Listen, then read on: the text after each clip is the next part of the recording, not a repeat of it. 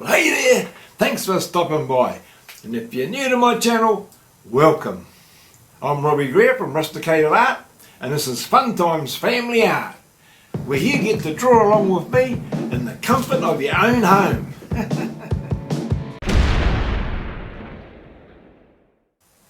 Now in today's tutorial, I'm going to be doing another grid drawing, but this time I'm going to be drawing the whole drawing. So I'm going to be doing the outline. Now normally what I do is we skip the outline a bit because it's a bit of mucking around, but this time, because I haven't done it before, I don't think I have anyway, I'm going to do the whole drawing. So it's a little bit longer than what I was anticipating, and we're probably going to get a couple of tutorials out of it. Now be sure to stay to the end, because not only will I be giving you plenty of helpful tips and hints that I've learnt along the way, but I'll also be giving a shout out to another special channel. And who knows, that special channel could be yours. So what do you reckon? Are you ready to get started? Well, come on then. Alright, now, so today I wanted to use the grid again. And what I wanted to do was do a little tutorial on how to draw creases in fabric and cloth. So what I've done, this was just a photo of, just bring it in so you can see it. Now this is just a photo of the cloth I used to clean my glasses. So I just sort of threw it down there, took a photo of it, and that's what we're going to draw today. Now there's several ways of doing a grid. You can get an app, download an app from online, or there's a program you can use on Art Tutor. It's called Art Tutor Grid. So you upload your photo to that. It takes you through step by step how to work out the size of the grid. But I've made this myself using my drawing program. I use LibreOffice. So all I do is just get the lines, when you go into the program. Word is the same. I used to do it on Word as well. And you just draw the lines in. These are 3 centimetre squares. So the main thing with a grid is to get the amount of squares in the grid. So we've got 1, 2, 3, 4, 5 across, 1, 2, 3, 4 and 4 down. So we have to transfer that image or those grid lines onto the paper that we're going to draw on. So what I've done is exactly that. We've got 1, 2, 3, 4, 5, and I number them so I know where I am at each stage of the drawing. So the first thing that I do is I just get my pencil and we start with the outline. I'm using a 2H pencil because I only want to do it very lightly. Now the other thing we're going to be doing too is in this drawing, I'll just mark here what these ones are so we don't have any confusion. 1, 2, 3, 4. Okay, so we start in number 2, and we don't have to get this exact. Remember, this is a grid and it's just a guide. Now I'll just zoom that back out. I just wanted to give you a close-up of the actual image we're going to draw. But just to get it all in, we're going to start in the second grid, 1 in. Now it sort of goes up here like that, and then it's going to go about to there. Now these grids, these squares are 4 centimetres, so they're bigger than this one because I want to make the image bigger than that. Okay, now it comes like that. I'm not too worried about putting the zigzags in at this stage. I just want to get the outline done first, and as always there'll be plenty of rubbing out to do. So that's going to come up to about there, and then we go through to, I'll move this over a bit so we can try and get it all in so you can see what I'm doing. And then we're going to go sort of about halfway. It comes down, but it looks like it's going to come around like that, but I won't do that just yet. The outside, it's going to come over a bit more. Of course, normally I do this off camera, but I thought today we might just do as much as we can on camera, so you get you get an idea of how I go about it. And remember, you're going to make mistakes, so it doesn't matter. Don't worry about that too much, because you can just rub it out. And like I always say, we're only using the grid or the reference photo as a guideline, just to make it a little bit easier for us. Now we're in 3, we're going to come down 2, out to there, and we go through there, and down like that. And it's just going to come under there. So we're at this point here, so that's going to come sort of like that, and then it sort of folds up inside itself, and then we come down here to about there. I like to put little dots so I know where I'm going to. And then that's going to come through there. Alright, now This line here goes up and it's going to go just about there. And it goes through there, through that line, and it's going to go to about, I'd say roughly about halfway. Like that. And now we're going to go up here about, well, that might just actually come over a bit. Just rub it out as we go. Brush away the crumb. Now, the reason I rubbed it out, made that go over further, was because this crease here comes up there and then across there. So I'm sort of thinking it's going to go about there. Yeah, just outside that line. And then it'll go like that. And that there is nice and little round curve.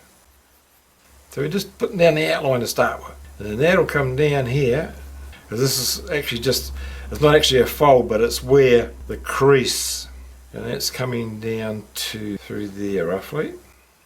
And there's a shadow going on in there. And that will go through to link up with here.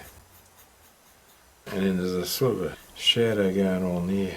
Now what I'm going to do, I'm going to be using my cutout as well, but I just want to get the line drawing in for starters. On this side, we're sort of about, what would you say, quarter? We'll say a quarter. From about there. Maybe a quarter? No, it'd be a bit more than a quarter. Well, that actually can come up a bit more. Yeah, like that. I think that's better. Now you don't want to make your grid lines too dark. You don't want them as dark as mine. Mine are a bit darker just to try and help you be able to see it a bit better. Don't make them, they don't have to be as dark as long as you can see them on your drawing. That's all that matters. Okay, now we're going to come over here, and that's going to come through here, and then it comes down. Yeah, about right. And come down to about there. I can't quite see that. What I'm going to do is lighten it up on my computer. See, I've got the drawing that we're doing right in front of me on my screen, so I can see. Well, I can change things a bit to get more of the tones that are in here, the values.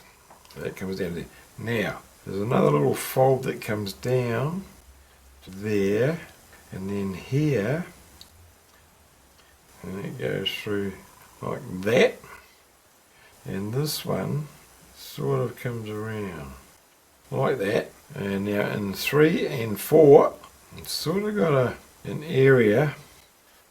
It's going to go up through this grid here, and it's going to go up into here, and it's going to come down and hook up with here. And then here, it comes down, and the shade is going to come through here. And then what have we got going on there? That comes down there. Alright, so that's basically the outline. So what I'm going to do is I'm going to use my grid, my cutout. Now you can just make one of these. I just made it out of a bit of old scrap cardboard, and that's 4 centimeters by 4 centimeters square. So let's just say we'll start up here, and let's just look at. I'll fold that so we can see it. And remember, like I said, we're not trying to do an exact drawing of it. All we want to do is get something that looks a bit like it, you know. So now for this, I'm going to be using my 2B, 4B, and my HB. Now before we go any further, it's probably a good idea, just on the side of your reference photo, or anywhere on a bit of paper, or just to put down the different tones, because this is all about different values. So if we go like that, we know that is going to be our HB. So we know that's the tone we'll get from that. Now our 2B obviously is going to be darker. So we can see that when we go to look at the different tones. And then of course we've got our 4B, and that's the darkest one we'll be using today. Now you just got that so you can refer to when you're looking at how much tone you want to put in. So I'm going to use my HB just to get started here. We're just going to focus on this grid here, or that square there, which is this one here, which is 3, 1. Now as we can see, that sort of comes around a bit there, and this here is not quite as straight as that, it's more rounded. Yeah, that's better. So this is going to be coming in here. Now even on this I can see that we've got different values in this here as well, but it's alright. We're building it in layers as usual, all about layering. Now I know already that this is not going to be dark enough, but that's fine. I go with my 2B, just going in here. Now this is really a classic example of where we just take our time. You've got to enjoy it. Don't rush. As soon as you start rushing, oh, you're going to have all sorts of problems. A little bit taken out of that. I might just try a different, this one here. That's an HB, clutch pencil. Alright, so we just down here. And then I'm going to use my blender to just give that a little blend. Just to push it back a bit, or just to push it around a bit. Alright, so also I'm going to just lightly come around and use my blender, because there's enough graphite on that to be able to use that just to lay down a little bit more of the graphite. So the main thing at the moment is just putting down the graphite and just slowly blending it in. Where it's a little bit darker, like that's sort of a bit, we don't want to see that line there. I'm just going to blend to that line, to that edge. Got to be a little bit careful because we do have our lines, our grid lines in there. So I don't want to blur over them or soften them up too much, because we want them to come out. So now I'm just going to go in here and just go in there again. A bit like drawing in the ear of a person. It's sort of those little dark bits, and that's what we've got here. Now really, at this stage of the drawing, all I'm interested in doing is just putting down graphite, so we don't want to get too much into the detail of it just yet. Otherwise we'll end up getting bogged down in that one area. Now, we'll move over to the next line, but what I'm going to do is take out, and like I said, you know, when you do your grid, don't do it too dark, not like my one is, because otherwise what will happen is it'll just be too hard to get out. Okay, now, where are we? Right there. Now, I'm just going to come in here. I'm using my 2B. This one's got a thinner lead on it. The clutch pencil was a little bit too thick. Now, it's a little bit darker on the top. I want to just blend that a little bit. I'm going to take that through to there. See, we're just sort of just manipulating it. It doesn't make sense at times, and then when it all starts coming together it will make sense. So you notice I'm taking more out than just the line, because if you just take the line out, that line will still be there when you go to shade over it. So I'm taking out a bit more than the line. Brush away the crumb. Now virtually this area, all I'm going to do is just going to use my blending brush just to shade in here. My blending stump. We're just sort of blocking in, and we can come back and do the detail.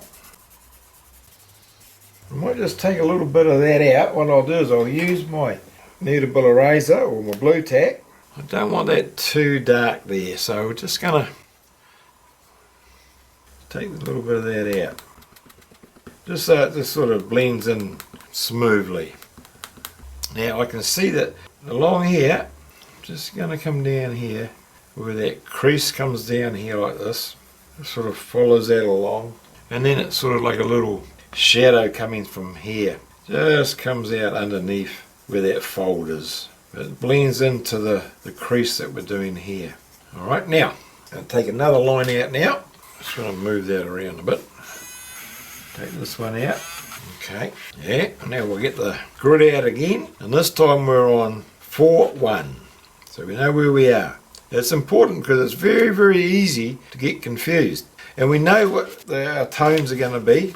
You know, like that 4B is very dark, 2B's not so dark, and HB's, well, it's dark, but it's not dark. Those are the three basic tones. And we're just going to bear that in mind. We're not really at that stage at this point. So I'm just using my HB in here. Just going to use the light bits, the light pencil, sorry, just to block this bit in here. Down here, there's another little bit of darkness going on there. You know, sometimes it just pays just to put the darks in first. Sort of got a little bit of another dark area there. Well, different tone, it's not actually dark. This sort of goes inside the line. It's quite dark in there. Alright, now, this here comes down and then sort of just comes around like that.